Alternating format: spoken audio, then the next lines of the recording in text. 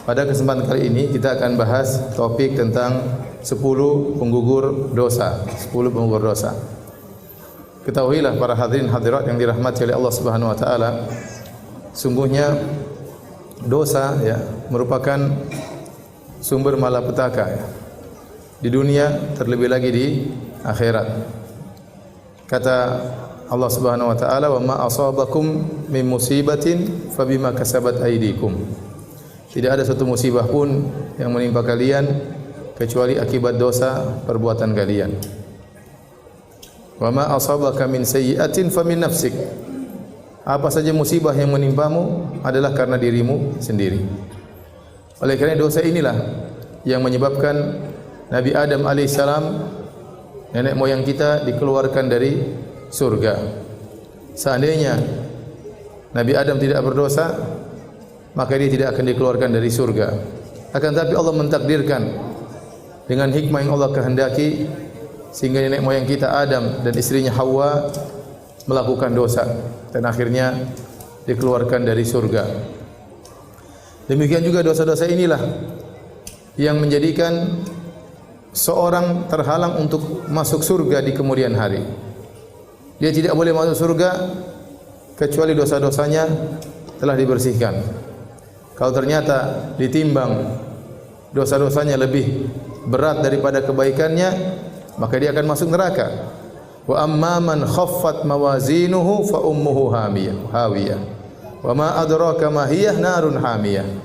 Adapun orang yang timbangan kebaikannya lebih ringan dan lebih berat timbangan dosa-dosanya, maka tempat kembalinya adalah neraka jahanam. Seorang muslim yang bertauhid, yang tidak melakukan kesyirikan, tetapi dia terjerumus dalam dosa-dosa, ujung-ujungnya dia akan masuk surga selama dia tidak kafir, selama dia tidak musyrik. Tetapi dia harus mampir dulu di neraka jahanam. Karena surga tidak boleh dimasuki oleh orang yang masih ada dosanya. Maka dia akan dibakar di neraka jahanam sampai waktu yang ditentukan oleh Allah Subhanahu wa taala, kemudian baru dikeluarkan dari neraka, baru masuk surga. Apa yang menghalangi dia masuk surga? Karena dosa-dosa yang dia lakukan. Oleh karenanya penting bagi kita untuk mengenal perkara-perkara apa yang bisa menggugurkan dosa-dosa kita, sehingga tatkala kita bertemu dengan Allah Subhanahu wa taala, maka kita bisa bertemu dengan dosa-dosa yang telah digugurkan, sehingga Allah masukkan kita dalam surga secara langsung. Semoga Allah Subhanahu wa taala masukkan kita semua dalam surganya. Amin ya rabbal alamin. Tema ini sebenarnya saya ambil dari sebuah tulisan yang ditulis oleh Syekhul Islam Ibnu Taimiyah rahimahullahu taala dalam kitabnya Al-Iman atau dalam Majmu' Al-Fatawa jilid 7 halaman 487 sampai halaman 500 sekian. Yang beliau ingin membantah pemahaman yang menyimpang yang menyangka bahwasanya dosa-dosa itu hanya bisa gugur dengan taubat. Selain taubat maka dosa-dosa tidak gugur. Maka beliau ingin menjelaskan bahwasanya ada sebab-sebab yang lain yang bisa membuat seseorang digugurkan dosa-dosanya selain taubat. Maka beliau sebutkan penyebab gugurnya dosa-dosa ada 10 sebab. Ya, saya bacakan perkataan beliau, kemudian kita akan jelaskan satu persatu. Kata beliau rahimahullahu taala, "Qad dallat nususul kitabi wa sunnah ala anna uqubatadz dzunubi tazulu 'anil 'abdi binahwi 'asyrati asbabin." Telah ditunjukkan oleh Al-Qur'an dan sunnah-sunnah Nabi sallallahu alaihi wasallam bahwasanya hukuman terhadap dosa itu bisa hilang dari seorang hamba dengan sekitar 10 sebab. Dengan sekitar 10 sebab. Maka beliau sebutkan satu persatu dan kita akan jelaskan. Ahaduha, sebab yang pertama, at-taubatu adalah bertobat kepada Allah Subhanahu wa taala, wa hadza muttafaqun alaihi bainal muslimin. Dan ini adalah perkara yang disepakati oleh kaum muslimin.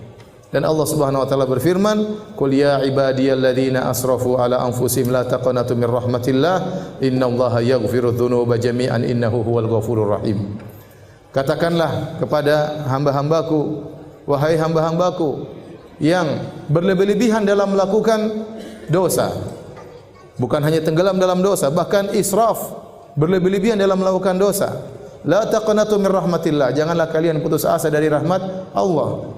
Sungguhnya Allah Subhanahu wa taala mengampuni seluruh dosa. Innahu huwal ghafurur rahim. Sungguhnya Allah Maha Pengampun lagi Maha Penyayang.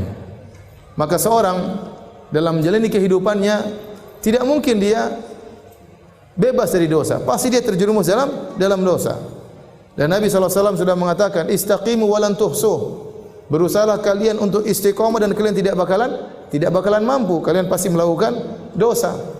Ya, seorang berusaha lurus, tapi bagaimanapun dia berusaha untuk lurus, dia bukan malaikat, dia bukan para nabi. Dia pasti terjerumus dalam dosa. Ya, tergantung banyak atau sedikit, tapi dia pasti terjerumus dalam dosa. Apalagi kita bicara zaman sekarang, siapa yang mau selamat dari dosa? Zaman sekarang, ya. Zaman now kata orang ya. Zaman media sosial ya. Dosa mata kita lakukan, dosa pendengaran kita lakukan, dosa bicara, komentar yang tidak-tidak, ngejek orang, merendahkan orang, mencari-cari kesalahan orang, belum dosa yang berkaitan dengan hati. Banyak sekali dosa yang kita lakukan tiap hari. Siapa yang bisa selamat dari dosa pandangan?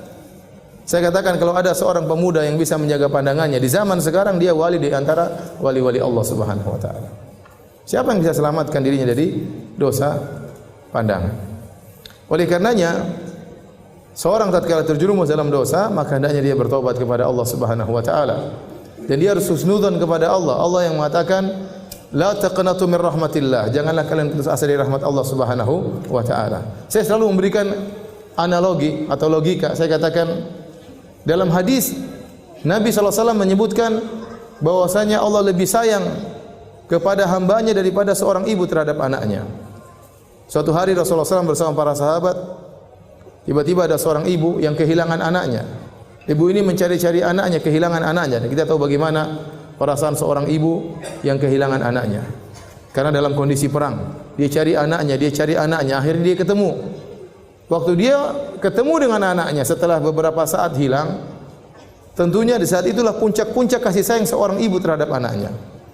Apalagi anaknya baru saja hilang. Maka dia langsung dekap anaknya, lalu dia susui anaknya. Dan ini dilihat oleh para sahabat.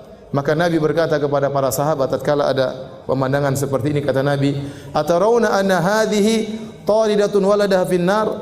Wahai para sahabatku, apakah menurut kalian wanita ini, ibu ini akan melemparkan anaknya ke dalam api? Tentu tidak ya Rasulullah. Bagaimana dia melemparkan anaknya sementara dia sangat sayang sama anaknya?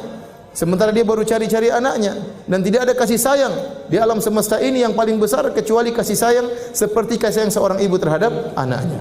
Lebih daripada kasih sayang seorang anak terhadap orang tuanya. Lebih daripada kasih sayang seorang bapak terhadap anaknya. Lebih dari kasih sayang seorang teman terhadap kawannya, seorang suami terhadap istrinya, seorang istri terhadap suaminya. Kasih sayang paling besar adalah ibu terhadap anaknya. Terlebih lagi anaknya baru saja hilang. Kemudian sang ibu mendekapnya dengan luar biasa. Maka Nabi mengatakan, apakah menurut kalian ibu ini akan melemparkan anaknya di api? Kata para sahabat, tentu tidak. Maka Nabi SAW mengatakan, Lallahu arhamu bi ibadihi min hadhi bi waladiha. Allah lebih sayang kepada hamba-hambanya daripada ibu ini terhadap anaknya. Jadi para hadirin, seorang kalau melakukan dosa segera kembali. Coba kalau kita orang tua, anak kita nakal, mungkin kita marah, mungkin kita jewer. Kalau dia pergi keluar rumah, mungkin kita usir, tapi kita bersedih. Dan kita ingin dia kembali. Kalau dia kembali, kira-kira kita terima tobatnya atau tidak? Kita pasti terima. Kita pasti terima. Meskipun tadi sudah kita jewer, sudah kita omelin, sudah kita marahin, sudah kita usir bahkan. Tapi kalau dia kembali, namanya seorang ibu pasti akan mendekap anak tersebut. Bisa jadi seorang melakukan dosa, Allah kasih teguran, Allah kasih musibah. Ya. Tapi kalau dia kembali kepada Allah, Allah pasti akan terima taubatnya. Kenapa? Karena Allah lebih sayang kepada sang hamba daripada ibu terhadap anaknya. Jadi seorang tatkala bermuamalah dengan Allah, dia harus husnudzon kepada Allah. Kata Allah dalam hadis qudsi, "Ana 'inda dhanni 'abdi bi." Sungguhnya aku menurut persangkaan hambaku terhadap diriku. Falyadhunna 'abdi ma syaa. Maka hendaknya sang hambaku berprasangka kepadaku terserah yang dia sukai. In dhanna khairan, kalau dia berprasangka baik, falahu, maka bagi dia kebaikan. Wa in dhanna syarran falahu, kalau dia berprasangka buruk kepadaku, bagi dia keburukan. Maka seorang ya tatkala melakukan dosa, segera kembali kepada Allah. Karena syaitan akan datang menyatakan, ngapain kau bertobat? Masih banyak dosa-dosamu, nanti kau kembali lagi. Ya, percuma kau bertobat sekarang, itu coba tobat sambal. Ya. Nanti kau akan ulangi lagi, seakan-akan kau ngejek Allah. Begitu setan datang, tapi jangan dengarkan perkataan setan. Kita kembali aja. Kalau kita lakukan nanti urusan belakangan, sekarang kita taubat kepada Allah Subhanahu wa taala. Karena Nabi SAW paling sering bertobat. Nabi SAW paling sering beristighfar. Jadi yang pertama yang bisa menggugurkan dosa adalah taubat. Maka di antara orang yang paling bahagia adalah orang yang dia diberi taufik oleh Allah untuk bertobat sebelum meninggal dunia. Sebelum meninggal dunia. Bisa jadi dia melakukan dosa begitu banyak. Sebelum meninggal dunia dia bertobat, maka seluruh dosa-dosanya akan digugurkan. Lihatlah kisah para penyihir Firaun yang mereka bertahun-tahun jadi penyihir, melakukan kesyirikan. Kemudian tatkala mereka berduel dengan Nabi Musa alaihissalam, ternyata mereka sadar tatkala itu. Faulqiya saharatu sujada, mereka kemudian sujud kepada Allah Subhanahu wa taala. Qalu amanna bi rabbi Musa wa Harun, bi rabbi Harun wa Musa. Kata mereka, kami beriman kepada Tuhannya Harun dan Tuhannya Musa alaihissalam. Akhirnya Firaun pun marah. Firaun pun membunuh mereka. Mereka beriman cuma sebentar. Tidak sampai satu siang. Tidak mungkin tidak sampai setengah hari. Mereka beriman, lantas dibunuh oleh Firaun, dan mereka masuk surga. Kenapa? Sebelum meninggal mereka diberi taufik oleh Allah untuk bertobat kepada Allah Subhanahu wa taala. Lihatlah kisah yang disebut oleh Nabi tentang pembunuh 100 nyawa. Setelah dia membunuh 99 nyawa, kemudian dia ingin bertobat, dalam hatinya ingin bertobat. Dan demikian para pelaku maksiat. Terkadang dalam hatinya ingin apa? Bertobat. Padahal dia sudah bergelimang dalam kemaksiatan. Ya. Saya tanya sama antum, sama ibu-ibu sekalian, bapak-bapak, membunuh orang dosanya lebih besar atau makan riba? Membunuh orang dosanya lebih besar. Jadi dia bukan bunuh satu orang, dia bunuh 99 orang. Lebih besar mana dosanya, berzina atau membunuh orang? Membunuh orang lebih besar dosanya. Apalagi bukan satu orang, dia bunuh 99 orang. Dia orangnya sangat emosional, temperamental. Maka dia mencari seorang alim untuk ditanya. Ternyata dia bertemu dengan seorang yang ahli ibadah. Dia bertanya, wahai ahli ibadah, saya sudah membunuh 99 orang. Apakah dosa saya masih bisa diterima tobatnya? Masih bisa diampuni? Maka ahli ibadah ini, dia berfatwa tanpa ilmu. Dia berfatwa pakai perasaan dia. Ini orang sudah kejam dan sadis, 99 orang sudah dia bunuh. Kata dia tidak bakalan diterima. Akhirnya orang ini jengkel, dibunuhlah ahli ibadah tadi. Sekalian 100. Berarti menunjukkan dia temperamental. Gara-gara dengar fatwa salah dia jengkel, dia bunuh sekalian. 100 orang dia bunuh. Maka dia cari lagi orang yang alim. Ketemulah orang alim. Maka ditanya sama orang alim tersebut, apakah saya masih bisa terima taubatnya setelah membunuh 100 nyawa? Kata orang alim tersebut, masih bisa. Tapi pergilah engkau ke negeri yang lain. Beribadahlah kepada Allah dengan penduduk negeri di situ. Ini orang alim, berfatwa dengan ilmu, bukan dengan perasaan. Dan dia kasih solusi, kalau kau ingin bertobat, tinggalkanlah masa lalumu. Tinggalkanlah kampungmu yang bisa membuat engkau mengingat kembali dosa-dosamu. Pergilah cari komunitas baru. Beribadahlah kepada Allah dengan mereka di sana. Maka orang ini pun berjalan menuju kampung yang lain. Di tengah perjalanan dia meninggal. Dia belum sempat beribadah kepada Allah, tapi dia sudah berjalan menuju kampung tersebut. Ternyata dia meninggal di tengah jalan. Ternyata dia masuk apa? Surga. Jadi jangan putus-putus kita bertobat kepada Allah Subhanahu wa taala. Kita di jalan kita bertobat kepada Allah Subhanahu wa taala. Rabbighfirli wa tub alayya innaka anta tawwabur rahim. Kalau kita habis wudu kita berdoa, Allahumma ja'alni minat tawwabina wa ja'alni minal mutatahhirin. Ya Allah, jadikanlah termasuk orang-orang yang suka bertaubat. Allah berfirman, innallaha yuhibbut tawwabin. Sungguhnya Allah mencintai hamba-hamba yang suka bertaubat. Di antara nama-nama Allah At-Tawwab, yaitu zat yang maha menerima taubat seorang hamba. Maka seringlah bertobat. Kita tidak tahu kapan nyawa kita diambil oleh Allah Subhanahu wa taala. Ya. Betapa banyak orang mau bertobat dia tunda-tunda. Sebelum dia bertobat ternyata dia meninggal dunia. Sebenarnya mengatakan kapan bertobat? Nantilah kalau sudah umur 60 baru saya bertobat. Baru umur 25 sudah tewas. Jadwalnya masih jauh. Kapan kamu bertobat? Nanti kalau sudah pensiun. Sebelum pensiun sudah dipanggil oleh Allah Subhanahu wa taala. Taib. Terlalu banyak dalil yang menunjukkan Allah Maha menerima taubat. Di antaranya Allah berfirman, "Alam ya'lamu anna Allah huwa yaqbalu taubata an ibadihi." Tidakkah mereka ketahui bahwasanya Allah menerima taubat dari hamba-hambanya? Dalam ayat yang lain, "Wa huwal ladzi yaqbalu taubata an ibadihi wa ya'fu anis sayyi'at." Dialah Allah yang menerima taubat dari hamba-hambanya dan maafkan kesalahan-kesalahan. Dan ayat-ayat seperti ini sangat banyak. Ya. Taib. Ini sebab pertama, mau dibahas tentang masalah taubat tentunya sangat panjang, tapi ini bukan poin kita ya. Kita ingin bahas 10 sebab. Sebab pertama adalah bertobat kepada Allah Subhanahu wa taala. Sebab kedua adalah istighfar. Apa bedanya istighfar dengan taubat? Istighfar dalam bahasa Arab adalah dari istaghfara, artinya talabul maghfirah.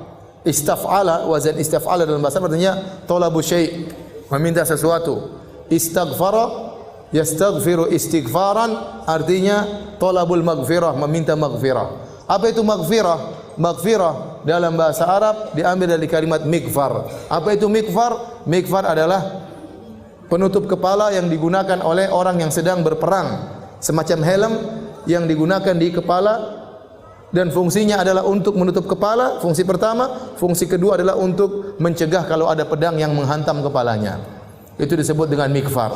Oleh karenanya tidak semua penutup kepala disebut mikfar. Contoh, sorban tidak disebut dengan mikfar, meskipun dia menutupi tapi dia tidak melindungi. Contoh, songkok tidak disebut dengan mikfar, meskipun dia menutupi tapi dia tidak melindungi. Yang disebut dengan mikfar semacam helm yang dipakai oleh prajurit, itu yang disebut dengan mikfar. Dan Nabi SAW waktu berperang dia menggunakan mikfar. Jadi itulah makna maghfirah. Kata Al-Imam Ibnu Qayyim rahimahullahu taala, tatkala seorang mengatakan astaghfirullah, maksudnya ya Allah aku mohon kepada Engkau maghfirah.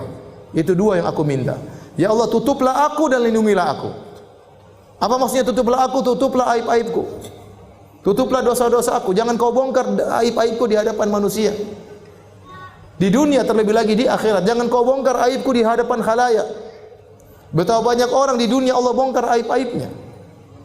Dan betapa banyak orang di akhirat Allah bongkar aib-aibnya. Sebagian orang aibnya di dunia tertutup, di akhirat Allah bongkar aibnya. Sebagian orang di dunia aibnya dibongkar, di akhirat lebih lagi dibongkar. Sebagian orang aibnya di dunia tertutup, di akhirat juga tertutup. Makanya di antara doa yang kita baca pagi dan petang, Allahumma astur aurati wa amin rawati. Ya Allah tutuplah auratku, tutuplah aib-aibku, tutuplah dosa-dosaku. Ya Sittir, wahai zat yang maha menutup dosa-dosa. Minta kepada Allah. Di antara makna astaghfirullah artinya ya Allah tutuplah aib-aibku. Tutuplah dosa-dosaku. Kita ini melakukan dosa. Kalau Allah bongkar dosa-dosa kita, enggak ada yang mau duduk sama kita. Enggak ada yang mau bergaul sama kita. Enggak ada yang mau ketawa ketiwi sama kita. Kalau dosa-dosa kita dibongkar oleh Allah Subhanahu wa taala. Makanya Muhammad bin Wasi' berkata rahimahullahu taala, "Lau kana lidzunubi rihun ma jalasa ilayya ahad." Kalau seandainya dosa-dosa itu ada aromanya, bisa tercium, seorang pun tidak akan mau duduk dengan saya. Tetapi kita menjadi mulia, kita dihormati oleh orang lain, disegani oleh orang lain, bukan karena kita yang mulia, tetapi karena dosa-dosa kita ditutup oleh Allah Subhanahu wa taala. Oleh karena seorang banyak mengucapkan astaghfirullah, astaghfirullah. Kemudian saya minta kepada Engkau yang kedua, yaitu perlindungan. Artinya ya Allah janganlah kau jadikan dosa yang aku lakukan ini berdampak buruk kepada aku. Karena dosa itu pasti ada dampak buruknya, pasti ada dampak buruknya. Maka tatkala seorang perbanyak istighfar, maka dampak buruk tadi tidak jadi. Bahkan sebagian salaf mengatakan, demi Allah saya mengetahui dampak dari maksiatku pada kendaraanku dan pada pembantuku. Dia tahu, oh ini tadi saya maksiat makanya terjadi seperti ini. Seorang bisa jadi gara-gara dia maksiat, kelakuan suaminya berubah. Mulai tidak cinta sama dia, mulai kasar sama dia. Jadi seorang laki bermaksiat, akhirnya kelakuan istrinya berubah atau kelakuan anak-anaknya berubah. Dampak maksiat. Oleh karenanya makna istighfar, ya Allah aku mohon kepada Engkau tutup aib-aibku. Yang kedua, jauhkan aku dari dampak maksiat tersebut. Maka sungguh beruntung orang yang banyak istighfar. Kata Nabi sallallahu alaihi wasallam, "Tuba liman wajada fi sahifatihi istighfaran katsiran." Sungguh beruntung orang yang mendapati dalam catatan amalnya banyak istighfar. Sekarang ini ibu-ibu, ya, banyak waktu kita terbuang, Bapak-bapak sekalian. Saya kalau di Arab Saudi saya sering lihat ada tulisan imla awqatak bil istighfar. Kita lagi ngantri ada tulisan isi detik-detikmu dengan istighfar. Kita kalau di Saudi kita jalan dari Mekah ke Madinah, di tengah-tengah ada tulisan subhanallah. Di tengah tulisan alhamdulillah. Kenapa orang yang bersafar agar ingat kepada Allah kemudian dia berzikir di tengah jalan. Betapa sering saya lihat orang ngantri mereka sambil berzikir, astagfirullah, astagfirullah, astagfirullah, astagfirullah. Sekarang mulai berubah dengan adanya medsos. Sekarang orang ngantri langsung buka Facebook. Astagfirullah, astagfirullah, astagfirullah. Alhamdulillah, alhamdulillah. Sekarang lihat macam-macam. Malah bikin dosa sambil nunggu bikin dosa. Kenapa lihat macam-macam sambil nunggu? Isi waktumu menunggumu antrianmu dengan dosa. Seakan-akan begitu. Lihat berita macam-macam, lihat berita hoax, lihat komentar-komentar, cari-cari kesalahan orang, ikut nge-share keburukan, ikut komentar keburukan, ikut nyakitin hati orang lain, nuduh yang tidak-tidak, ikut sebar berita bohong, ikut mendengar berita-berita ghibah, ikut baca berita-berita ngerumpi, melihat aurat orang lain. Isi waktumu dengan dosa, seakan-akan demikian. Nah, kita ini banyak dosa. Maka kalau kita lagi di mobil, istighfar, astagfirullah, astagfirullah, astagfirullah. Lagi nyetir, astagfirullah, astagfirullah, astagfirullah. Enggak usah malu-malu. Kadang kita duduk bareng mau astagfirullah enggak enak. Kayak soalim. Model kayak begini nanti cuek aja. Kerasin suara, astagfirullah, astagfirullah. Tumben, Bu. Astagfirullah, astagfirullah, sudah cuek. Sudah istighfar aja. Cuekin. Kalau kita terbiasa, nanti jadi biasa. Ustaz, saya takut riya. Kenapa anti takut riya? Karena anti tidak terbiasa. Orang itu terkadang takut riya. Kenapa? Karena tidak terbiasa. Kalau terbiasa cuek, orang bertamu di rumahnya, sebentar, saya mau sholat duha dulu ya. Cuek aja. Tapi kalau itu berarti karena dia tidak biasa sholat duha, makanya dia apa? Takut riya. Tapi kalau dia biasa cuek, dia enggak peduli dengan manusia, gelar sajadah Allahu Akbar, tamu-tamunya ngobrol biarin aja. Harus biasakan diri seperti itu. Ya. Di bandara buka Quran takut riya. Kenapa? Karena jarang baca Quran. Kalau sering baca Quran di mana-mana enggak ada takut riya. Insyaallah, maksudnya Allah jaga diri. Ya. Maka maksud saya banyak waktu kita terbuang isi dengan istighfar, astagfirullah, astagfirullah, astagfirullah. Orang kalau sudah istighfar manfaatnya banyak. Allah berikan dunia dan juga Allah berikan akhirat. Yang sering saya sampaikan, siapa yang lebih baik daripada Allah Subhanahu wa taala? Tidak ada yang lebih baik daripada Allah Subhanahu wa taala. Kalau orang bertobat, kalau orang beristighfar, Allah bukan cuma ampuni dosa-dosanya, bahkan Allah kasih bonus dunia dan akhirat. Ya.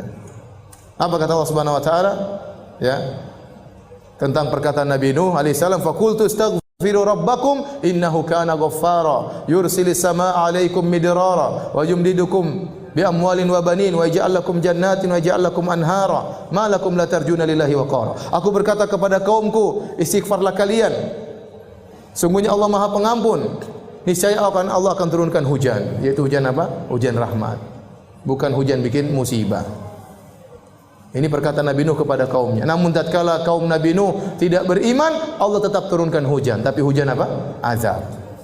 Seandainya mereka beristighfar, hujan yang turun bukan hujan azab, tapi hujan apa? Hujan rahmat. Kata Allah, "Yursil sama alaikum midrara wa yumdidukum bi amwalin wa banin." Allah akan perbanyak anak-anak kalian, Allah akan perbanyak harta-harta kalian. Wa yaj'al lakum jannatin wa yaj'al lakum anhara. Allah akan tumbuhkan taman-taman bagi kalian dan Allah akan alirkan sungai-sungai bagi kalian. Dunia Allah berikan. Akhirat Allah juga berikan. Ya. Ya ayyuhalladzina amanu tubu ila Allahi taubatan nasuha. Asa rabbukum ay yukaffira ankum sayyi'atikum wa yudkhilakum jannatin tajri min tahtihal anhar. Wahai orang yang beriman, bertaubatlah kepada Allah dengan taubat yang nasuha. Niscaya Allah akan hapuskan dosa-dosa kalian. Apakah titik? Belum, masih koma. Ada kelanjutannya. Wa yudkhilakum jannatin tajri min tahtihal anhar. Allah masukkan kalian ke dalam surga yang mulai di bawahnya sungai-sungai. Siapa yang lebih baik daripada Allah? Tidak ada yang lebih baik daripada Allah Subhanahu wa taala. Manusia, kalau kita berbuat salah kepadanya, kita minta maaf, dia cuma maafkan, tidak kasih bonus. Apa ada orang kita maki-maki dia, setelah itu kita datang, maaf Mbak, saya kemarin maki-maki Mbak, saya minta maaf. Oh begitu, ini nih, saya terima permohonan maaf engkau dan ini mobil saya kasih buat kamu. Apa ada orang seperti itu? Mustahil. Tapi Allah Subhanahu wa taala, kalau kita dosa kepada Allah, kita maksiat, kita bangkang perintahnya, kita melanggar larangannya terang-terangan, kemudian kita kembali kepada Allah, ternyata Allah kasih dunia, turunkan hujan, Allah berikan rezeki, berikan anak-anak, Allah bukakan taman-taman, Allah alirkan sungai-sungai, di akhirat Allah masukkan surga. Terus lantas apa yang buat kita enggan untuk bertobat dan beristighfar kepada Allah Subhanahu wa taala? Nah, apa bedanya istighfar dengan taubat? Karena Syekhul Islam Taimiyah menjadikan dua sebab. Sebab pertama taubat, sebab kedua apa? Istighfar. Bedanya istighfar itu bisa saja muncul dari diri seseorang tanpa dia bertobat. Dia masih ingin bermaksiat tapi dia, ya Allah, maksiat kemarin, ampunilah aku. Tapi dia masih terus bermaksiat. Itu namanya istighfar. Dalam satu hadis dalam Sahih Muslim, "Idza aznaba 'abdun dzamban faqal." Jika ada seorang hamba berbuat dosa kemudian dia berkata, "Rabbi aznabtu dzamban faghfirli." Ya Allah, sungguhnya aku telah melakukan dosa, ampunilah aku. Faqala 'alima 'abdi anna lahu rabban yaghfiru dzam wa ya'khudhu bidzam. Maka Allah berkata, hambaku itu tahu dia punya Tuhan yang mengampuni dosa dan menyiksa karena dosa. Ghafartu li abdi, saya ampuni hambaku tersebut. Summa makatha masya Allah, kemudian dia berhenti dari dosa. Summa adnaba dzamban akhar, kemudian dia dosa lagi. Orang kadang gitu kan, bertobat, istighfar, berhenti dulu. Minggu depan ulangi lagi. Bulan depan ulangi lagi. Waktu dia berdosa lagi, dia berkata lagi, Rabbi gfirli, ya Allah ampunilah aku. Allah berkata lagi, alima abdi anna lahu rabban yaghfiru dzam wa ya'khudhu bidzam. Hambaku tahu dia punya Tuhan yang mengampuni dosa-dosa, makanya dia minta ampun. Dan dia tahu bahwasanya Tuhannya akan mengazabnya kalau dia tidak bertobat, tidak istighfar. Kata Allah, qad ghafartu li abdi, aku telah ampuni hambaku ini. Summa makatha masya Allah, kemudian dia beberapa waktu tidak maksiat. Summa aznaba dzamban akhar, kemudian maksiat lagi. Dia bilang lagi, Rabbi ghfirli, ya Allah ampunilah aku. Kata Allah, sungguhnya hambaku tahu dia punya Tuhan yang mengampuni dosa-dosa dan menyiksa dengan dosa. Aku ampuni dosa-dosanya. Kemudian dia maksiat lagi, beristighfar lagi. Kata Allah, falyaf'al abdi ma syaa. Silakan hambaku melakukan yang dia kehendaki. Artinya apa? Selama dia berdosa dia bertobat, selama dia berdosa dia kembali kepada Allah, maka Allah akan terus mengampuninya. Allah akan terus mengampuninya. Ini bisa jadi seorang dia istighfar tapi dia tidak meninggalkan dosanya. Dia tidak meninggalkan maksiatnya. Oleh karenanya taubat, ya, pintu penggugur dosa sendiri, istighfar pintu penggugur dosa sendiri. Istighfar itu doa sebenarnya. Ya Allah ampuni dosaku yang kemarin. Tapi dia belum bertobat, dia masih mau melakukannya lagi. Tentunya istighfar yang sempurna, istighfar disertai dengan apa? Taubat. Istighfar disertai dengan taubat. Kenapa tatkala seorang istighfar, maka akan timbul dalam hatinya takut kepada Allah, khasyah kepada Allah, inabah kembali kepada Allah Subhanahu wa taala.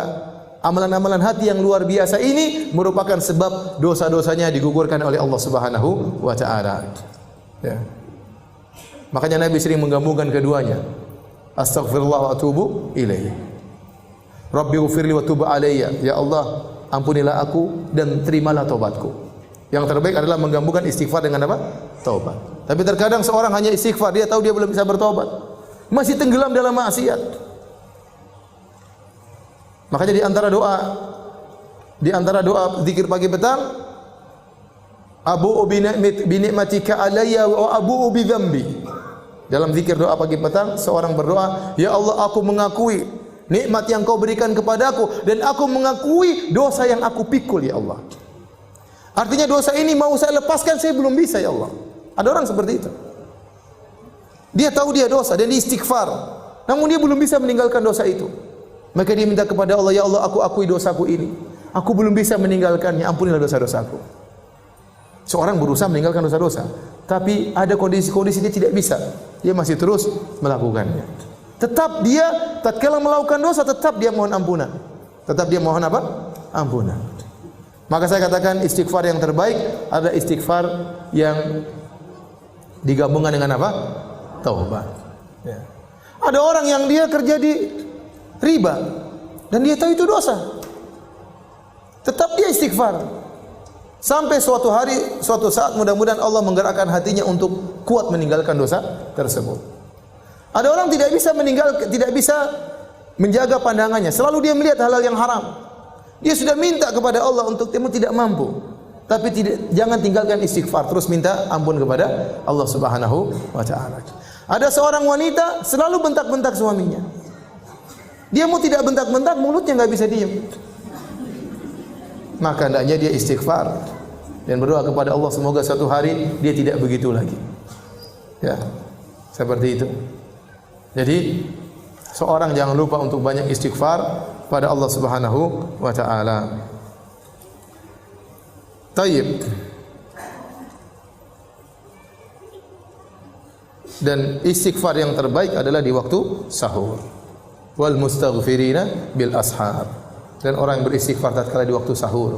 Makanya ibu-ibu jangan lupa bangun malam meskipun hanya 15 menit, meskipun hanya setengah jam.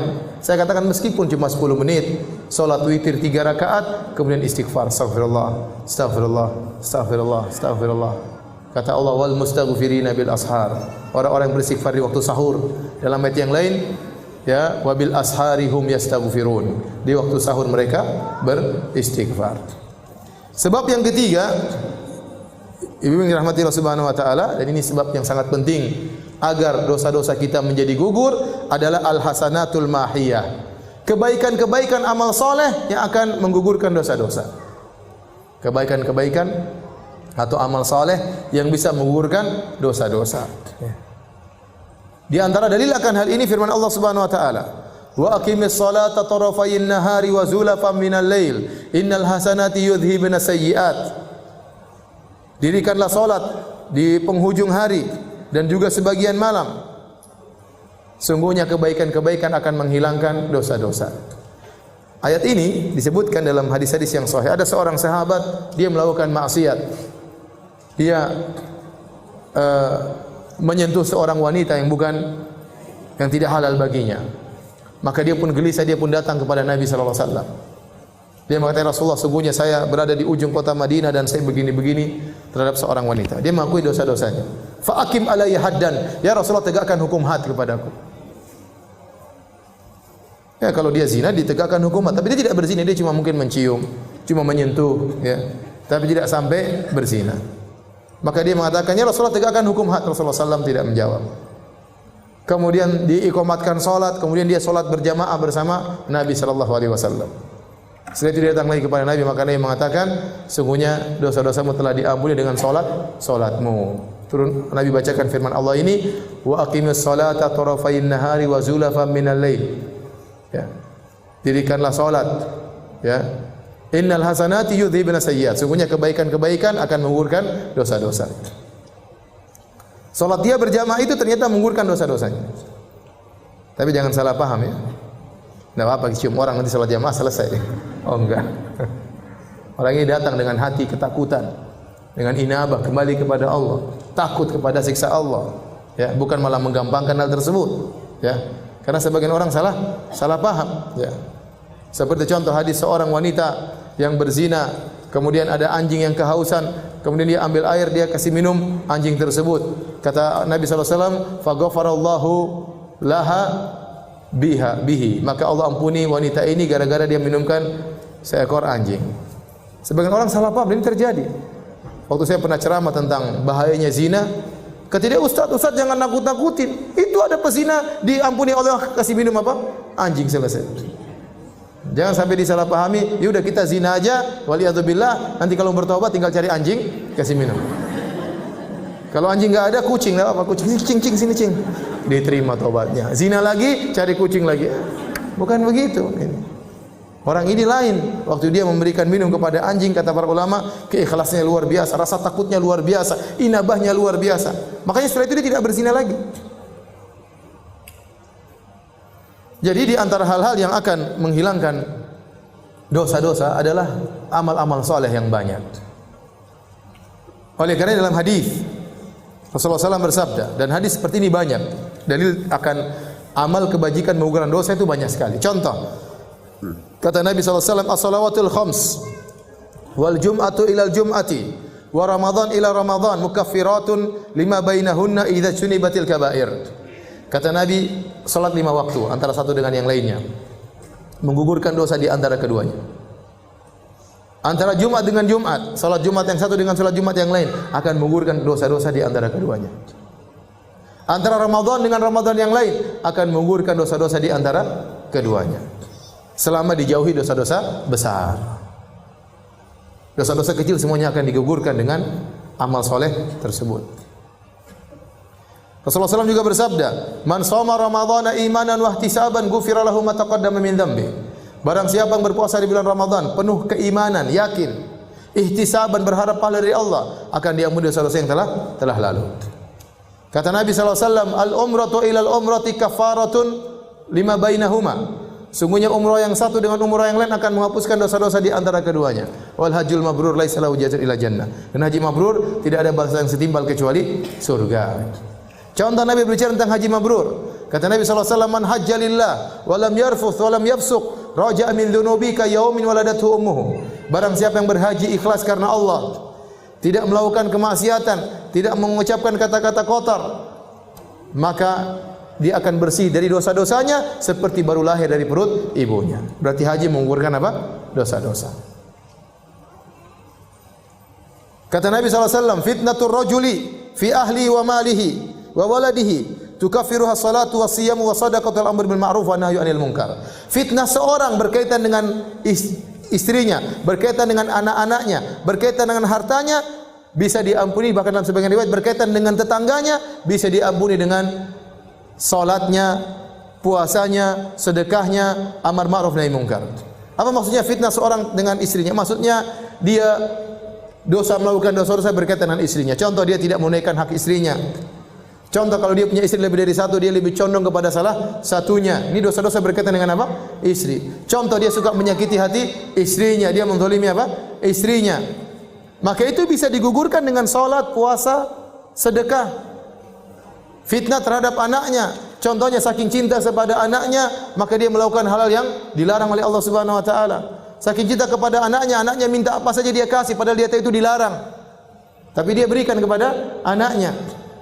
Saking cinta kepada anaknya, dia tidak menyuruh anaknya untuk sholat ke masjid, takut anaknya marah-marah.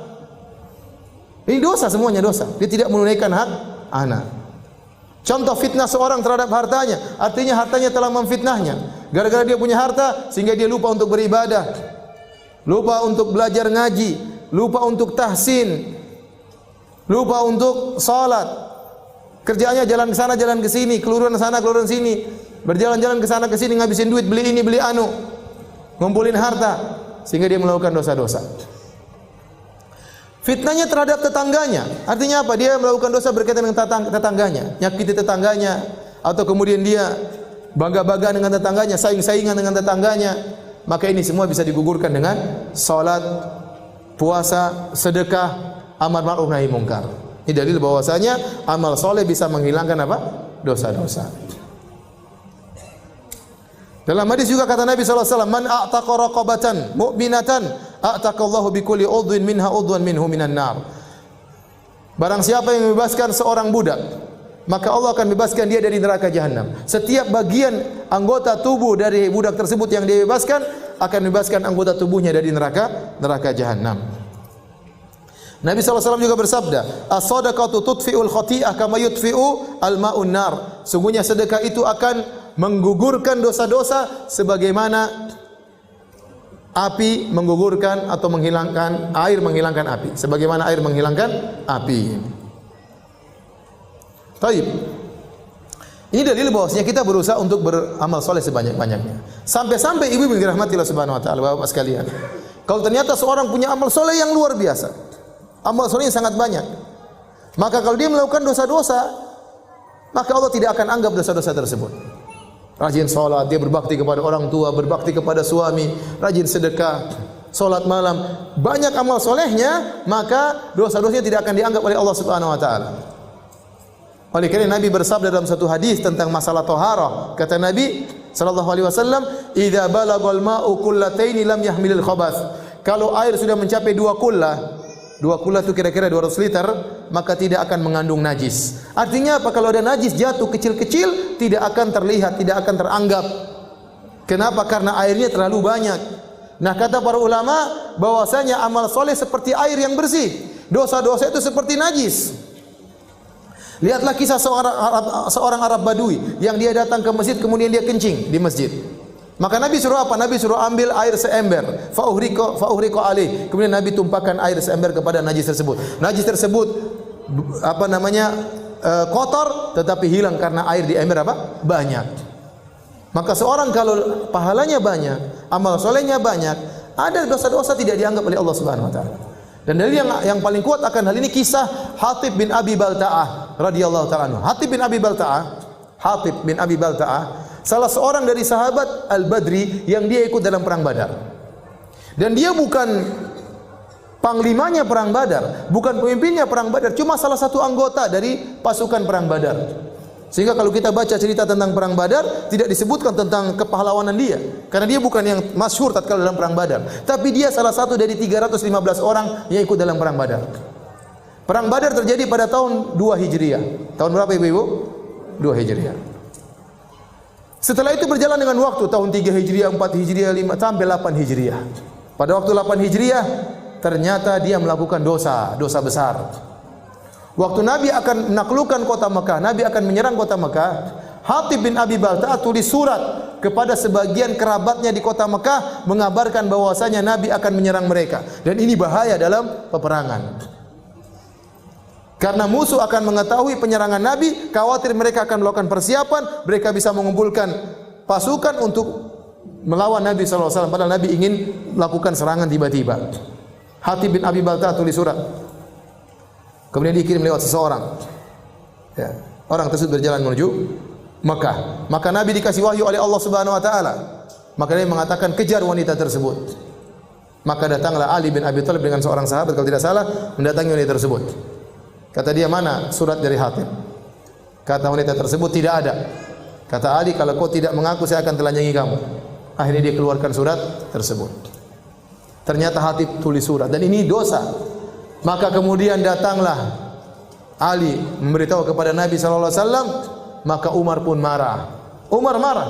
Kata Umar, "Da'ni adrib unuqa hadzal rajul." Ya Rasulullah, biarkan saya penggal kepalanya. Ini pengkhianat ini. Bagaimana dia mengabarkan tentang rencana kita kepada musuh? Padahal Hatib tidak mengabarkan kepada musuh, tapi dia punya kerabat, dia sayang kepada mereka. Maka kata Nabi, "Ma hadza ya Hatib?" Apa yang kau lakukan wahai Hatib? Maka Hatib menjelaskannya, "Rasulullah, itu ada keluarga saya ingin mereka punya hutang budi sama saya. Bukan maksud saya untuk memberitahu kepada orang-orang kafir yang lain, tidak, kepada mereka saja." Waktu Umar mengatakan, "Biarkan saya penggal dia," kata Nabi sallallahu alaihi wasallam kepada Umar, "Innahu min ahli Badar. Innahu min ahli Badar." Wahai Umar, ini Hatib pernah ikut perang Badar. Ini Hatib pernah ikut perang Badar. Wa may yudrik la Allah taala ala ahli Badar faqala i'malu ma syi'tum qad ghafartu lakum. Bisa jadi Allah telah melihat para penghuni, para peserta perang Badar. Allah berkata kepada mereka, "Lakukan yang kalian kehendaki, aku telah ampuni kalian." Maka Umar pun menangis. Kenapa? Karena Umar juga ikut perang Badar. Jadi perhatian kita di sini, Hatib ikut perang Badar pada tahun 2 Hijriah. 6 tahun kemudian dia bermaksiat. Ternyata maksiat tersebut dimaafkan oleh Allah. Kenapa? Karena dia pernah ikut perang Badar. Kenapa dia pernah melakukan amal soleh yang luar biasa? Sebanyak, kalau kita katakan air di sungai atau air di lautan. Dosa yang dia lakukan tadi waktu dimasukkan ke dalam lautan kebaikannya lebur, tidak ada nilainya.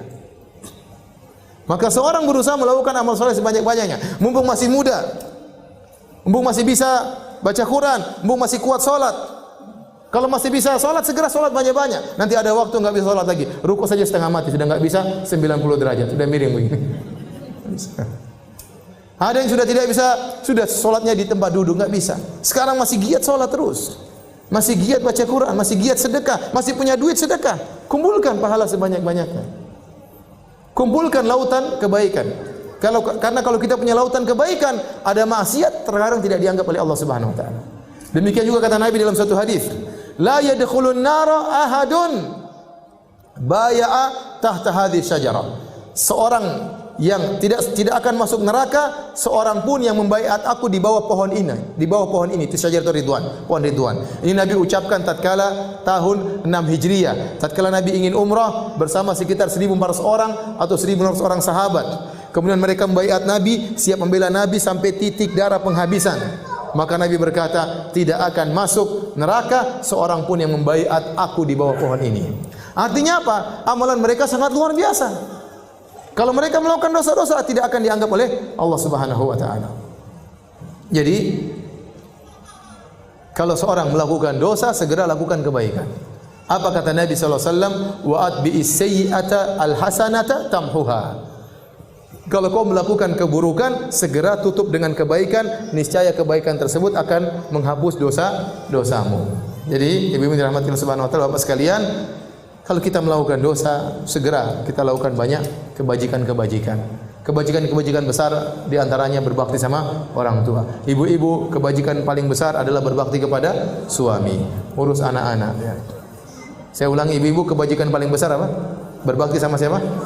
Masya Allah, ibu sudah pintar-pintar semuanya. Ya. Tinggal dipraktekkan ya, tinggal dipraktekkan. Bukan cuma teori doang ya. Ini pahala-pahala yang sangat besar. Sabar, ya, berjuang, ya, dan yang lainnya.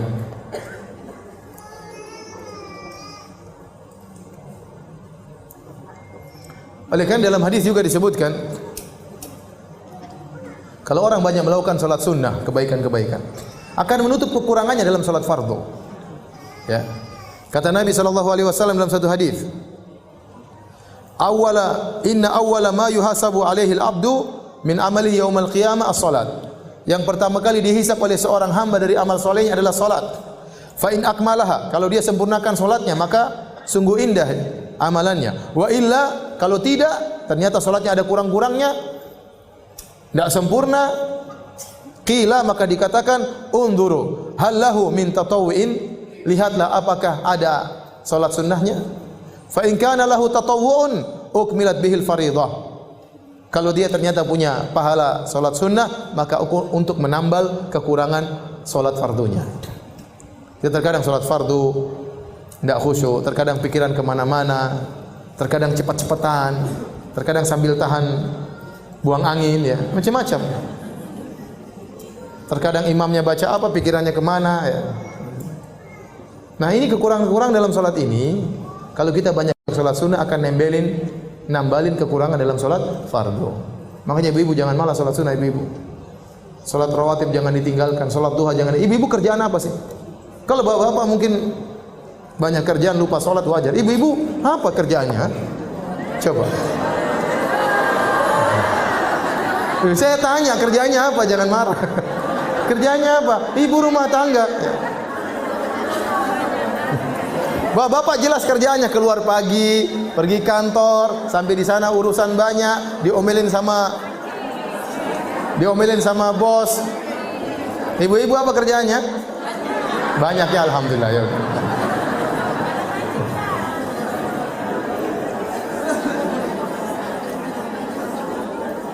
Ibu-ibu baper banget ya.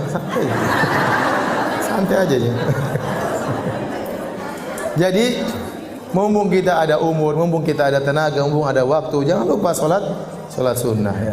Salat sunnah, jangan malas. Salat rawatib ya.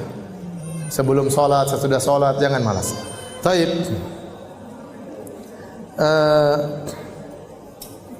Sebab berikutnya, ibu yang dirahmati Allah Subhanahu wa taala,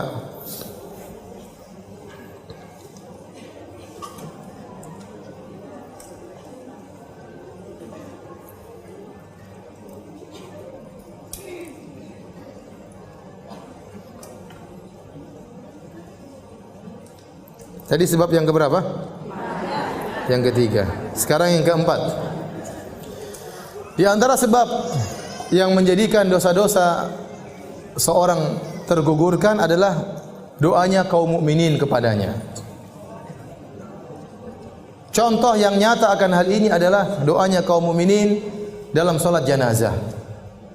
Allahumma ighfir li hayyina wa mayyitina, Allahumma ighfir lahu warhamhu wa'fu anhu. Ya Allah, ampunilah dia. rahmatilah dia dan seterusnya. Oleh karena disyariatkan salat janazah. Salat janazah itu intinya apa? Intinya doa. Makanya enggak ada ruku, makanya enggak ada sujud. Dibuka cuma Al-Fatihah, salawat kepada Nabi, kemudian berdoa. Sebagaimana kalau kita berdoa, dianjurkan memuji Allah, terus bersalawat baru kita minta. Nah, salat jenazah demikian. Takbir pertama Al-Fatihah. Takbir kedua salawat kepada Nabi. Takbir ketiga berdoa kepada mayat. Takbir keempat dan seterusnya berdoa. Nah, kalau orang berdoa untuk mayat maka dosa-dosanya akan digugurkan oleh Allah Subhanahu wa taala. Dalam satu hadis dari Anas bin Malik radhiyallahu taala anhu dari Nabi sallallahu alaihi wasallam, beliau berkata, "Ma min mayyitin yusalli alaihi ummatun minal muslimin yabluguna mi'atan kulluhum yashfa'una illa syuffi'u fihi." Tidaklah seorang mayat meninggal kemudian disolatkan oleh 100 orang-orang Islam, kaum muslimin. Ada jumlah mereka sampai 100. Ya. Semuanya berdoa kecuali mereka akan diberi syafaat untuk mayat tersebut. Jadi mayat ini akan digugurkan dosa-dosanya. Dalam hadis yang lain, Ani Ibnu Abbasin, dari Ibnu Abbas radhiyallahu taala anhuma, qala sami'tu Rasulullah sallallahu alaihi wasallam yaqul, aku mendengar Rasulullah sallallahu alaihi wasallam bersabda, "Ma min rajulin muslimin yamutu," tidaklah seorang muslim meninggal dunia, "fayaqumu ala janazatihi arba'una rajulan," maka kemudian menyolatkannya 40 orang lelaki, la yusyrikuna billahi syai'an, dan mereka tidak berbuat syirik sama sekali, illa syafa'ahumullahu fih, kecuali Allah akan mengizinkan mereka untuk memberi syafaat kepada mayat tersebut. Jadi kalau ibu meninggal dunia, kalau bisa orang-orang yang bertauhid yang menyolatkan. Kalau ada 40 orang yang menyolatkan kita meninggal dunia, maka insyaallah diberikan izin oleh Allah agar mereka beri syafaat untuk kita. Artinya doanya akan dikabulkan. Syaratnya tidak berbuat syirik sama sekali. Cari orang-orang yang suka ikut pengajian, yang menjauhkan diri sejauh-jauhnya daripada kesyirikan, tidak pakai jimat, tidak percaya kepada tatoyur, tidak percaya dengan angka-angka sial, tidak percaya dengan hal-hal yang tidak benar. Cari orang-orang seperti gitu. Minta agar mereka kalau saya meninggal salatkan saya. Karena kalau ada 40 orang ahli tauhid yang menyolatkan, maka itu akan menggugurkan dosa mayat tersebut. Taib ini sebab yang keempat, dosa-dosa bisa berguguran dengan doa orang lain. Makanya jangan lupa untuk mendoakan orang tua yang sudah meninggal. Orang tua sekarang sudah tidak bisa kita berbuat baik lagi secara duniawi. Kalau mereka masih hidup, kita bisa ajak makan, kita bisa jalan-jalan, kita bisa mijit-mijit, kita bisa buat mereka tertawa. Mereka sudah meninggal, apa yang mereka butuhkan adalah doa kita. Doa kita. Maka di antara ciri-ciri anak soleh, waladun solihun yad'u lahu. Anak soleh itu ciri-cirinya suka mendoakan orang tuanya. Kalau ternyata ibu-ibu, bapak-bapak tidak pernah mendoakan orang tua, maka ini kesolehannya dipertanyakan. Kesolehannya dipertanyakan. Apakah dia lupa dengan jasa kedua orang tuanya? Baik. Sebab yang kelima yang membantu dosa-dosa seorang digugurkan adalah kalau dia sudah meninggal dunia, ada orang yang melakukan amal kebajikan untuknya. Bisa jadi, saya ulangi, di antara sebab-sebab dosa-dosanya digugurkan adalah orang lain berbuat amal soleh diberikan untuk dirinya. Seorang mayat kalau sudah meninggal dunia, dia bisa mengambil manfaat dari beberapa sisi. Makanya kata Imam Syafi'i rahimahullah ta'ala, yalhaqul mayyit salas. Ada 3 perkara yang bermanfaat bagi mayat. Yang pertama adalah doa, ini dari sisi orang lain. Doa orang lain buat dia. Yang kedua, orang menghajikan atau mengumrahkan dia. Yang ketiga, orang bersedekah atas nama dia. Dan ini ijma ulama bahwasanya sampai. Adapun kalau itu adalah akibat perbuatan dia sendiri, maka tidak ada yang khilaf. Seperti kata Nabi SAW, idza matal insan inqata amalu ila min thalath. Kalau seorang meninggal dunia, terputus amalannya, dia sudah tidak bisa lagi ngaji, tidak bisa lagi sholat, tidak bisa lagi sedekah, tidak bisa lagi puasa, tidak bisa lagi i'tikaf, tidak bisa lagi senyum, tidak bisa apa-apa. Enggak bisa dapat amal soleh. Kecuali 3 perkara yang tidak terputus. Yang pertama, ya, sedekahun jariyah, sedekah jariyah. Dia bangun masjid, orang masih terus salat di masjid tersebut. Dia cetak buku-buku agama masih dibaca oleh orang-orang. Dia cetak Quran, Qurannya masih dibaca oleh orang-orang. Dia gali sumur, sumurnya masih dimanfaat oleh orang banyak. Dia bikin program, dia bagi, akhirnya program tersebut dimanfaat oleh banyak orang gratisan. Ini sedekah jariyah. Dia tulis buku, banyak orang yang baca. Dia ceramah di YouTube, ternyata dia sudah meninggal, ceramahnya masih didengar oleh banyak orang dapat hidayah. Ini semua adalah amal jariyah. Di antaranya ilmu yang tafa'u bihi, ilmu yang bermanfaat tadi saya sebutkan tadi. Ilmu bermanfaat tadi, ceramahnya atau bukunya. Ya, kalau sedekah jariyah tadi, dia bangun masjid, dia gali gali sumur, ya, dan airnya terus dimanfaatkan. Ini amal dia. Nah, apakah amal orang lain bisa bermanfaat bagi dia? Kalau amal dia jelas itu hasil usaha dia. Wa laisa lil insani illa ma sa'a. Dan tidak ada bagi manusia kecuali apa yang diusahakan. Namun ada amal orang lain bermanfaat bagi dia. Tadi kata Imam Syafi'i 3 perkara. Apanya? Doanya orang lain. Kemudian apa? Haji dan umrohkan dia, dan sedekah untuk dia. Jadi kalau ternyata kita punya anak-anak soleh, ternyata anak-anak kita kemudian di kemudian hari memiliki uang, mereka ingin hajikan kita, masya Allah, kita sudah meninggal dapat pahala haji. Mereka umrohkan kita, kita sudah meninggal dapat pahala umrah. Kemudian mereka bikin masjid, pahalanya untuk bapaknya, sedekah, maka lari kepada bapaknya. Mereka bagi makanan kepada fakir miskin, niatnya untuk bapaknya, untuk ibunya, pahalanya ngalir. Jadi ini akan menggugurkan dosa-dosa kita. Makanya penting kita untuk mendidik anak-anak yang saleh, ya, agar mereka tatkala kita sudah meninggal dunia masih ingat dengan kita. Taib.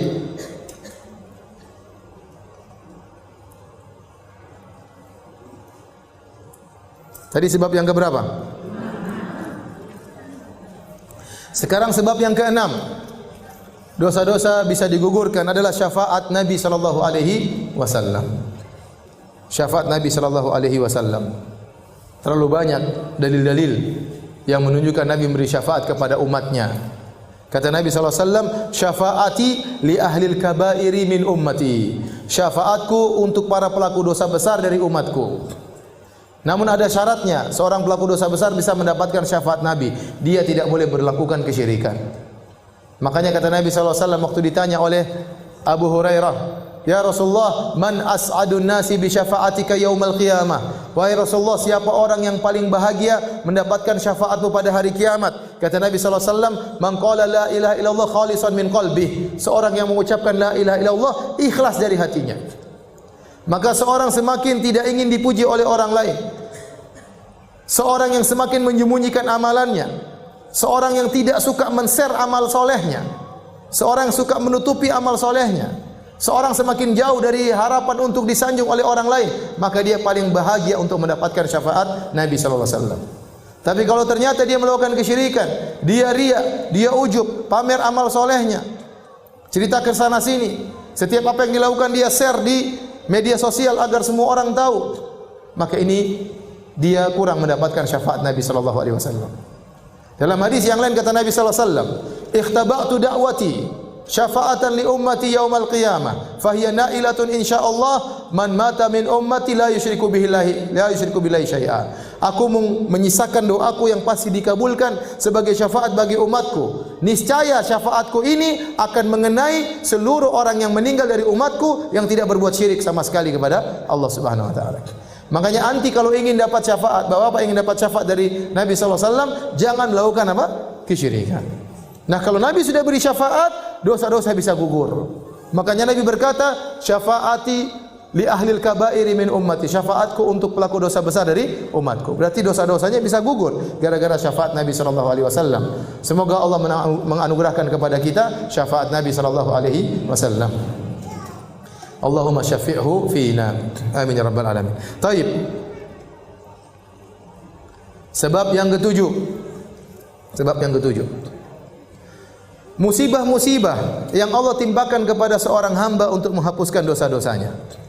Ini terlalu banyak dalilnya. Kata Allah Subhanahu wa taala, "Wa ma asabakum min musibah fabima kasabat aydikum wa ya'fu an katsir." Tidak ada satu musibah pun yang menimpa kalian kecuali akibat perbuatan kalian. Wa ya'fu an katsir, dan Allah banyak mengampuni dosa-dosa kalian. Kalau seandainya setiap dosa dikasih musibah, kita binasa. Tapi Allah hanya memberikan musibah kepada sebagian dosa, sebagian lagi Allah ampuni. Sebagian lagi Allah ampuni. Kalau setiap dosa kita lakukan ada musibahnya, kita binasa. Allah mengatakan, "Ma asabaka min sayyi'atin fa min nafsik." Apa saja yang menimpamu dari keburukan itu dari dirimu sendiri. Bahkan dalam satu hadis kata Nabi sallallahu alaihi wasallam, "Ma yusibul mu'min min wasabin wala nasabin wala hammin wala hazanin wala ghammin wala adhan hatta syaukah yushakuha illa kafarallahu biha min khotoyahu." Kata Nabi SAW, tidaklah menimpa seorang mukmin wasab, penyakit, dia sakit. Kalau dia sabar menghadapinya, menggugurkan dosa. Wala nasabin, dia lelah, letih, capek, maka itu juga akan menghapuskan dosa-dosanya. Wala hazanin, wala hammin, suatu yang dia khawatirkan di depan nanti bagaimana. Perasaan kekhawatiran tersebut, kalau dia sabar menghadapinya, akan menghapuskan dosa-dosa. Wala hazanin, dia ditimpa dengan apa? Kesedihan masa lalu, susah untuk dia lupakan. Wala ghammin, kegelisahan dalam dirinya. Wala adan, suatu apapun yang mengganggunya, sampai duri yang menusuknya, kecuali akan menggugurkan dosa-dosanya. Jadi semua yang perkara yang tidak kita sukai, kalau menimpa kita, kemudian kita menghadapinya dengan baik, maka akan menggugurkan seluruh dosa-dosa kita. Sampai masalah sedih, seorang sedih. Bahkan seorang terkadang dia bingung, saya kenapa ini, kok saya gelisah, kok saya sedih, perasaan saya tidak melakukan dosa. Dia pasti melakukan dosa, cuma dia lupa mungkin. Terkadang Allah cuma kasih musibah apa? Kegelisahan, kesedihan, untuk menggugurkan dosa-dosanya. Allah tidak berikan dia musibah besar, meninggal anaknya, suaminya ketabrak mobil, enggak. Cuma apa? Kesedihan, kegelisahan. Maka hadapi dengan tenang, itu menggugurkan apa? Dosa-dosa. Allah kasih sakit, sakit yang tidak parah-parah, sakit, Allah kasih sakit untuk menggugurkan dosa-dosanya. Ya. Dalam satu hadis kata Nabi SAW mengatakan, la tasubbil humma, hadis sahih riwayat Imam Muslim. La tasubbil humma, janganlah engkau mencela demam. Fa innaha tudhibu khataya bani Adam kama yudhibul kir khabathal hadid. Kata Nabi SAW, jangan kalian mencela demam, karena demam itu akan menggugurkan dosa-dosa anak Adam, sebagaimana alat pandai besi menghilangkan karatan besi. Makanya kita juga tidak, kalau kita sakit sudah hadapi dengan baik. Demam menggugurkan dosa-dosa. Sakit gigi menggugurkan dosa-dosa. Apalagi sakit hati. Dosa-dosa. Bukankah disunahkan kalau kita menjenguk orang sakit, kita ucapkan apa? Tahurun insyaallah. Artinya semoga penyakitmu ini menggugurkan dosa-dosa. Jadi semua yang kita rasakan itu, kesedihan itu menggugurkan apa? Dosa-dosa. Ya. Bahkan dalam satu hadis, senantiasa seseorang diberi musibah sampai dia berjalan tanpa ada dosa sama sekali dalam dirinya. Kata Nabi SAW, idza arada bi abdil khaira ajjalahu al-uqubata fid dunya. Kalau Allah menghendaki kebaikan bagi seorang hamba, Allah segerakan hukumannya di dunia. Wa idza arada bi abdihi syarra amsaka anhu yaumal qiyamah. Amsaka anhu hatta yuwafiya biha yaumal qiyamah. Kalau Allah menghendaki keburukan pada seorang hamba, Allah tunda, nanti Allah balas pada hari kiamat kelak. Kata Nabi SAW, inna Allah idza ahabba qauman ibtalahum. Sungguhnya kalau Allah mencintai sebuah kaum, Allah akan beri ujian kepada mereka. Jadi musibah yang menimpa kita apapun, kita harus hadapi dengan baik. Kalau kita hadapi dengan baik, maka musibah tersebut akan menggugurkan dosa dan akan mengangkat derajat sekaligus. Tapi kalau ternyata kita terkena musibah, ternyata kita jaza, kita marah-marah, kita ngamuk, kita tidak hadapi dengan kesabaran, maka musibah tersebut tidak menggugurkan dosa-dosa, bahkan menurunkan derajat seorang hamba. Jadi ibu-ibu hadapi permasalahan dengan tenang. Ibu-ibu sakit, tenang. Jangan menunjukkan bentuk protes kepada Allah seperti Aduh ini sakit kok enggak sembuh-sembuh. Ini seakan-akan protes kepada Allah Subhanahu wa taala. Hadapi dengan baik, ya. Hadapi dengan baik. Jangan sampai kita menghadapi musibah ternyata kita marah-marah kepada Allah, maka itu tidak akan menggugurkan dosa-dosa seorang hamba. Tentunya kita tidak ingin, jangan kita minta sama musibah kepada Allah. Jangan kita bilang, ya Allah berikanlah musibah kepadaku, dosa-dosaku terlalu banyak. Jangan. Kata Nabi SAW, la tatamannau liqa'al adu, fa idza laqitumuhum fathbutu. Janganlah kalian minta bertemu dengan musuh, tapi kalau sudah ketemu, sabar. Jangan minta musibah kepada Allah, tapi kalau Allah kasih musibah, kita sabar menghadapinya. Lebih baik Allah mengampuni dosa-dosa kita dengan istighfar daripada dikasih musibah. Itu tidak. Namun terkadang kita ini istighfarnya enggak beres, terkadang tobatnya enggak beres. Maka Allah ini masih punya ada dosa-dosa, untuk mencuci dosa-dosa ini Allah kasih musibah.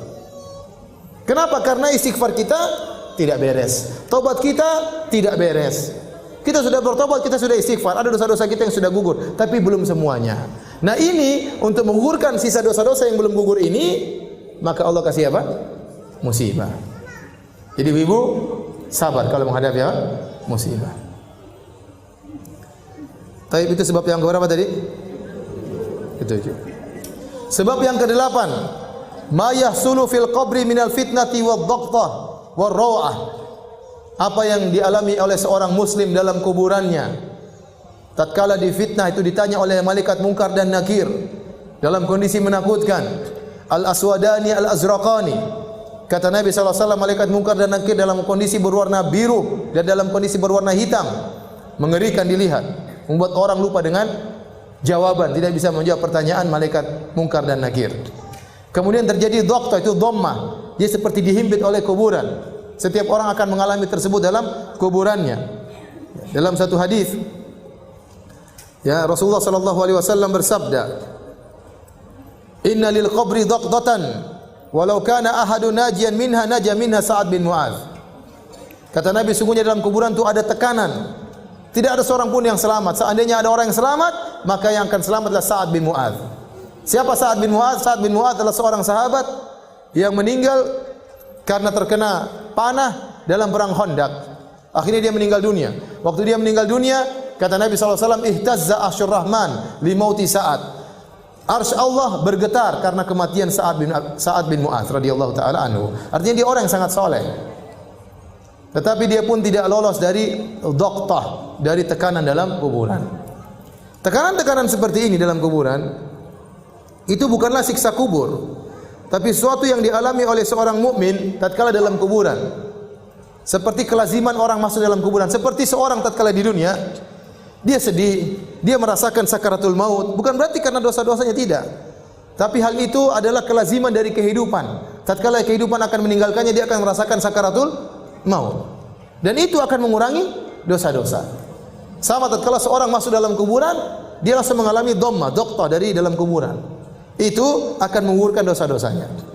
Baru nanti kalau sudah ditanya oleh malaikat Munkar dan Nakir, baru dia akan kalau bisa jawab mendapatkan nikmat kubur, kalau enggak bisa jawab dapat azab kubur. Kata Syekhul Islam Ibnu Taimiyah rahimahullah taala, ini adalah sebab di antara dosa-dosa digugurkan tatkala dalam kuburan seorang mengalami penghimpitan dari kuburan. Sebab yang ke-9, ahwal yaumil qiyamah wa karbuha wa syada'iduha, yaitu kondisi-kondisi yang berat pada hari kiamat. Karena seorang tatkala dibangkitkan pada hari kiamat dalam kondisi sangat berat. Dibangkitkan dalam kondisi tidak beralas kaki, tidak berpakaian, tidak ada harta yang dia bawa, dibawa terik matahari dalam jarak 1 mil, keringat bercucuran. Kondisi sangat mengerikan. Kemudian tatkala dia disidang, dia menghadapi kondisi sangat mengerikan, yang menyidang Allah Subhanahu wa taala. Tatkala dihisab, sama, juga dia mengalami perkara yang sangat berat. Dibongkar aib-aibnya, disebutkan kesalahan-kesalahannya yang selama ini tersembunyikan. Kemudian di mizan tatkala ditimbang. Kemudian tatkala suruh lewat sirat. Bayangkan lewat sirat yang sangat tipis dan sangat tajam. Sementara di samping-sampingnya ada kalalib, khatatif, besi-besi yang siap mencabik-cabik orang yang melewatnya. Semua kondisi hari kiamat sangat mengerikan. Kata Syekh Islam Taimiyah rahimahullah taala, seluruh kondisi-kondisi ini akan mengurangi dosa-dosa seorang hamba. Oleh karenanya di antara orang yang lewat di atas sirat, ada sebagian kaum muslimin yang waktu dia lihat sirat maka tercabik-cabik badannya. Sampai-sampai dia tidak bisa berjalan di atas sirat kecuali dengan perutnya. Tatkala dicabik-cabik oleh besi-besi tersebut di samping sirat, ya, tidak membuat dia masuk neraka, tidak. Dia tetap selamat ke surga, tapi itu akan menggugurkan apa? Dosa-dosanya. Akhirnya dia selamat, akhirnya dia masuk surga. Taib, itu sebab yang ke-9. Sebab yang ke-10, kata Syekhul Islam Taimiyah rahimahullah taala, rahmatullahi wa afuhu wa maghfiratuhu bila sababin minal ibad. Yaitu Allah merahmati, Allah mengampuni, Allah memaafkan tanpa sebab dari hamba. Tetapi karena kasih sayang Allah yang sangat luas, tiba-tiba Allah ampuni begitu saja. Bisa saja Allah melakukan demikian. Makanya dalam ayat Allah mengatakan, "Wa ma asabakum min musibatin fabima kasabat aydikum." Setiap musibah yang menimpa kalian tidak lain kecuali akibat ulah perbuatan kalian. Wa ya'fu an katsir. Dan banyak Allah ampuni dosa-dosa kalian. Tanpa ada sebab, tapi Allah ampuni begitu saja. Karena kasih sayang Allah Subhanahu wa taala. Ya. Taib. Demikian saja. Hadirin hadirat rahmatillah Subhanahu wa taala. Di antara 10 sebab penggugur dosa-dosa, semoga dosa-dosa kita diampuni oleh Allah Subhanahu wa taala.